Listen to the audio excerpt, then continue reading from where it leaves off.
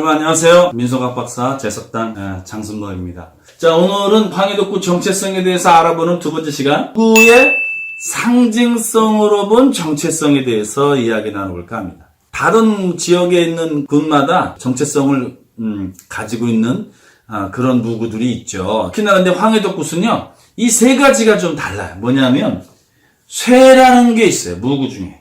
물론 이 쇠는요, 노쇠로 만든 것 중에서 무당의 굿에서 쓰는 것을 무구를 쇠라고 해요. 쇠에 들어가는 건 뭐냐면요, 재금. 또 뭐가 있어요? 방울. 요걸 이제 쇠라고 해요. 쇠. 근데 이 쇠는 뭘 상징하냐 하면요, 신을 상징해요.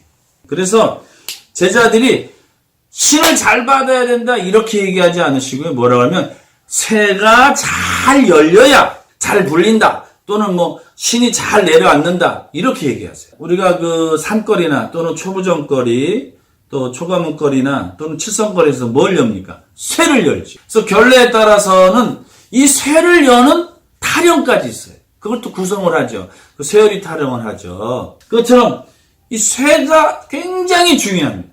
이 쇠가 한자로는요, 금이에요. 금. 쇠금. 근데 쇠는 뭐예요? 신을 상징하죠. 그래서 우리가 보통 이제 이게 쇠를 열죠. 이렇게 이렇게 쇠 여시잖아요. 그걸 신을 받는다 그러지 않고 우리가 쇠를 연다 그러죠. 쇠를 탁 내린 다음에 공수 주고 나서 어떻게 돼요? 사방쇠를 또 열죠. 땅에다 이렇게 세 번씩 튀기잖아요. 그거 보셨죠? 하나, 둘, 셋 딱 튀겨서 탁 뒤집잖아요. 그 쇠가 또 열리는 거예요. 하늘의 쇠를 받고 어떻게 돼요? 지상의 쇠를 여는 거죠. 그 쇠를 여는 게 뭐냐? 형태상으로는 재금, 이북방울. 99 상세라 그러죠. 우리 가지고 있는 여러분 이북방울 이렇게 철렁철렁 하는 거 있잖아요. 그거를 방울이라고 하지 않고 원래는 명칭이 상세라고 해요. 그 다음에 우리 또 재금을 재금이라고 하지 않고 뭐래요? 바라 또는 쇠라고 해요. 쇠. 우리는 이 쇠가 단순히 치고 이렇게 악기로서 쓰지 않아요. 다른 곳에서는 재금을 가지고 악기를 쓰죠. 우리는 그걸 악기로 쓰지 않고 쇠로 써요. 쇠. 쇠를 연다고 해요. 그래서 쇠를 잘 열어야 신도 잘 하강하는 거 알 수 있고요. 또 쇠가 잘 열려야 이 굿이 잘 되거든요. 그다음에 두 번째는 뭐냐면 대신발이라는 게 있어요. 대신발. 우리가 이제 굿을 할 때 어디다 걸어놔요? 선악맞이 옆에다가 같이 입구에다가 탁하니 걸어놓죠. 이 대신발은 도대체 용도가 뭐냐? 만조상들을 탁 모시는 거예요. 그래서 그 대신발에 따라서 누가 와요? 조상들이 따라 들어오고 그러고 나서 이 굿당을 또 다 정화도 하고 그 모셨던 조상을 다시 원래 있던 곳으로 돌려보내는 역할을 하는 것이 대신발이에요. 근데 대신발은요, 만들 때 두 가지 방법으로 만들어요. 사실은요. 요즘에 만물상에서 그냥 돈 주면 사는데 예전에는요, 대탁굿 하면 선생님들이 장발이라는 걸 걸어요. 그게 종이로 만든 거예요. 그런 장발을 종이를 이제 떼어다가 12가닥 이렇게 24가닥 이렇게 그래서 대신발을 종이로 만들었었어요. 예전에는요. 그렇게 하는 이유는 뭐냐면 대탁굿을 할 정도의 큰 규모의 굿을 할 정도의 만신이면 큰 만신이라는 소리를 듣거든요. 그래서 그런 큰 만신이 쓰던 장발이나 그런 것을 띄어다가 대신발을 만들면 잘 불린다. 이래서 오색 종이로 한지를 해서 대신발을 만들었어요. 두 번째는요, 진옥이 굿을 하면 대신발에다 이제 소창을 이렇게 걸어요. 그 소창을 가지고 대신발을 만들어요. 그 왜 그러냐면은 그 진옥이 썼던 소창을 가지고 대신발을 만듦으로써 진옥이 굿이 많이 들어오거나 아니면 조상 굿이 많이 들어온다 이런 속설이 있어요. 이게 두 가지를 만드는데 요즘에는 그냥 만물상에서 사요. 좀 비싸긴 한데. 세 번째로는 이제 무구의 다른 것과 다르게 소당기라는 게 있어요. 특별한 무구가 없어도 신복에 가장 많이 어울리는 게 뭐예요? 소당기죠. 무감을 쓰거나 또 이럴 때 항상 손에 쥐어주는 게 뭐예요? 우리가 소당기를 많이 손에 쥐게 하죠. 그래서 그걸 막 흔들게 하죠. 여러 가지 용도로 씁니다. 대감님이 노실 때도 소당기를 쓰고 선왕을 놀 때도 소당기를 쓰고 부군 할아버지를 놀 때도 소당기를 놀죠. 제복을 불러드리는데도 필요하고 또 대감님이 굿상에 차려있는 음식을 맛볼 때도 소당기로 탁하니 맛보고 또 좋은지 싫은지 이렇게 사람을 이렇게 탁 칠 때도 소당기 가지고 또 놀이에서 많이 쓰죠. 소단기만큼 황해도 구판에서 많이 쓰는 무구는 아마 존재하지 않을 것 같아요. 물론 그 외에도 황해도 곳에서만 쓰는 뭐 여러 가지 무구가 있긴 한데 쇠, 대신발, 소단기가 황해도 곳의 정체성을 이야기할 때 쓰는 무구예요. 근데 이제 아까 얘기했죠. 쇠는 신을 상징한다고 그랬고요. 대신발은 뭘 상징할까요? 주술적으로 조상을 상징합니다.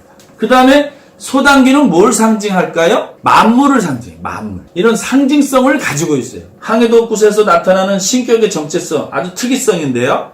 감흥신이 있어요. 다른 곳에는 감흥신이 없어요.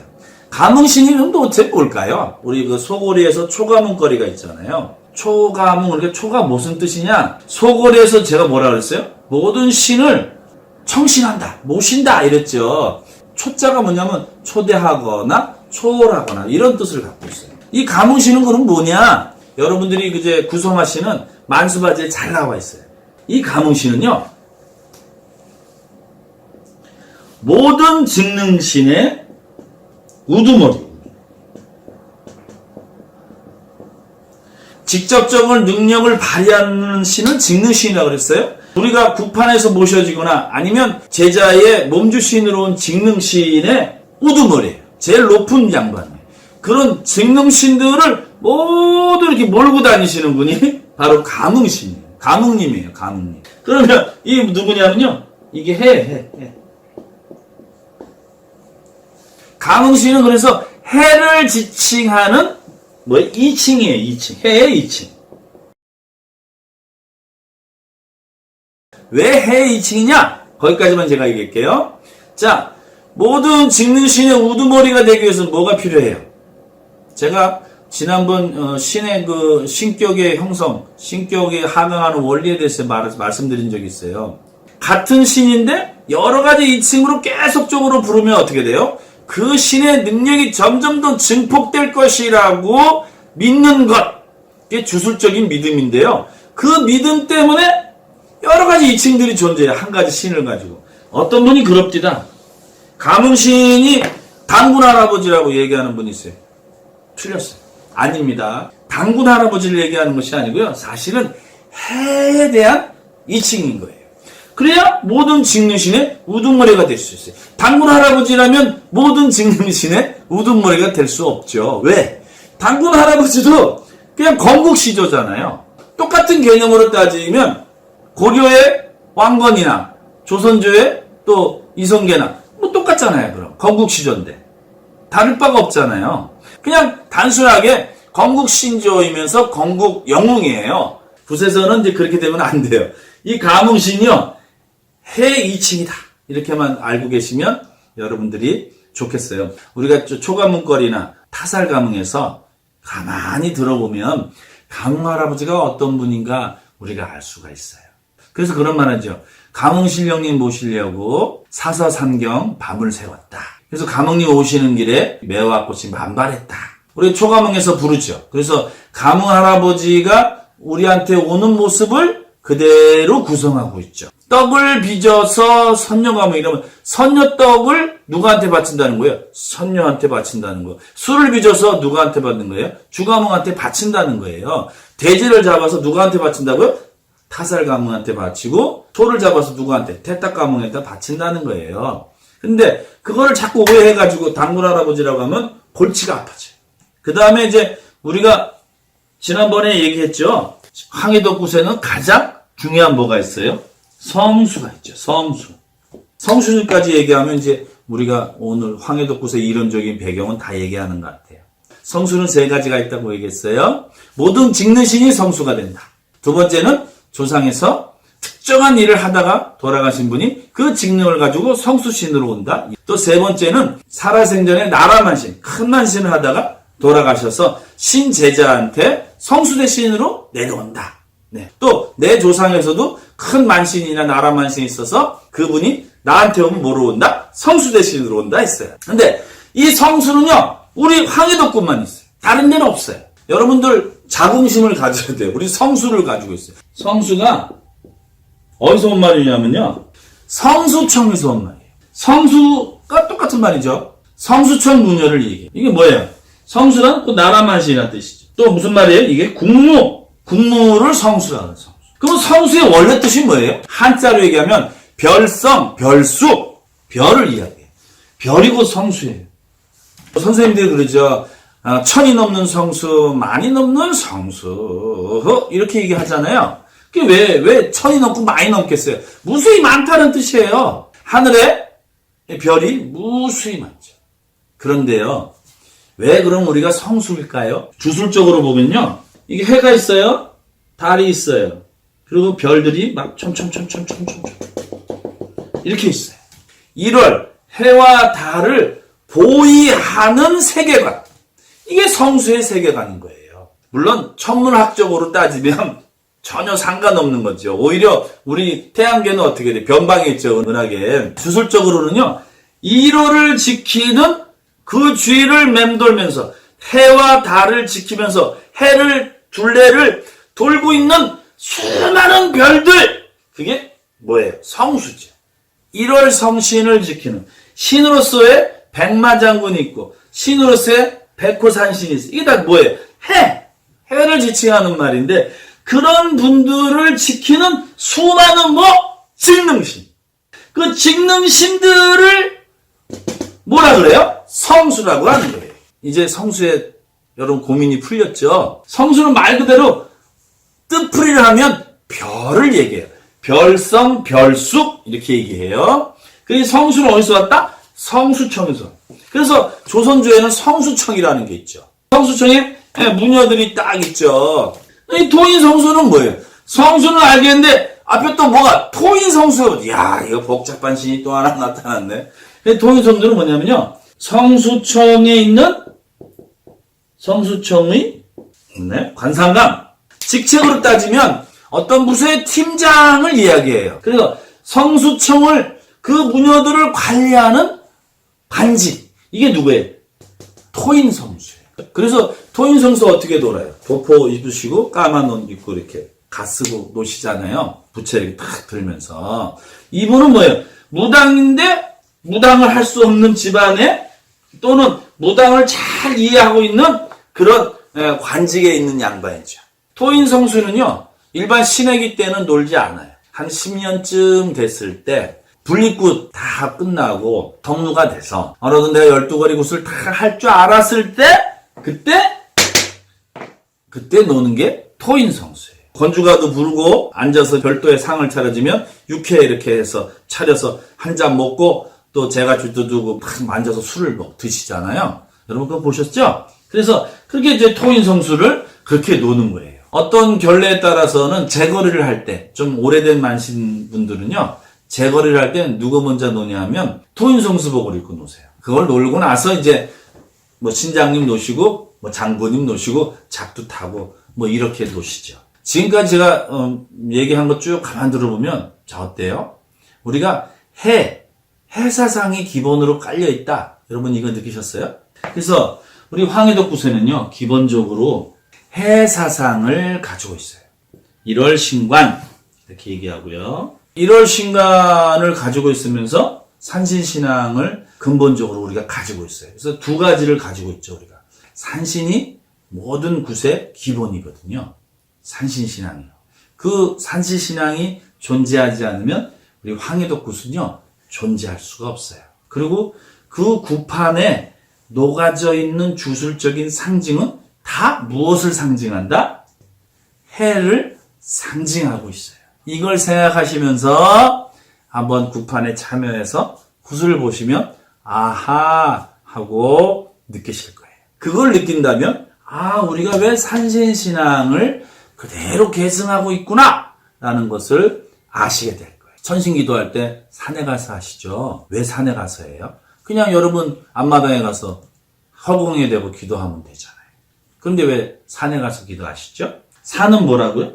산, 이코르, 해, 하늘, 천신 이렇게 그런 개념을 우리가 갖고 있잖아요. 산에 이렇게 있으면 여기서 기도하나요? 아니죠. 한 8부 능선밖에 안 올라가죠. 여기서 기도하죠. 여기서.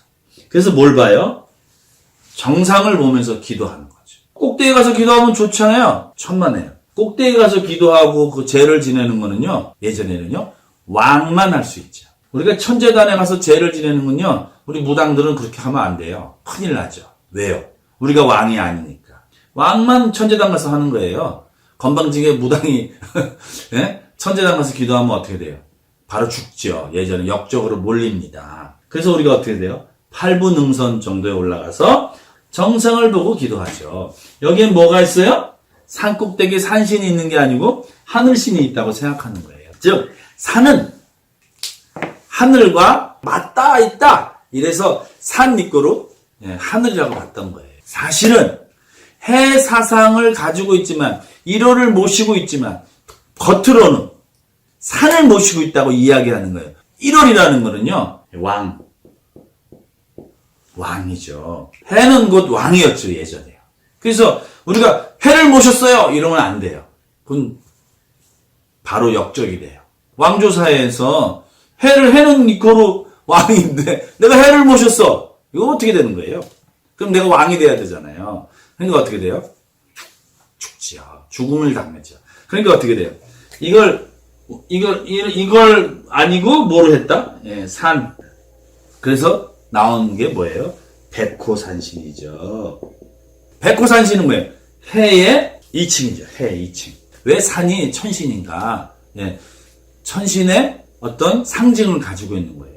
어떤 분 또 산신이 천신이다 그러니까 또 오해하셔가지고 장 박사가 야 뭐 그랬다더라 뭐 산신이 있고 천신이다고 얘기했다 또 이상한 소리 할까봐 그런데 산은 하늘이라고 생각했던 거예요. 옛분들은. 그래서 주술적으로 산신니코로 뭐예요? 천신이라고 여겼던 거죠. 그래서 우리의 황해덕굿에서 나타나는 신격의 정체성은 가장 기본이 뭐다고요? 1호를 모시는 그런 사상적 배경인데 그것을 겉으로 드러난 사상적 배경은 뭐예요?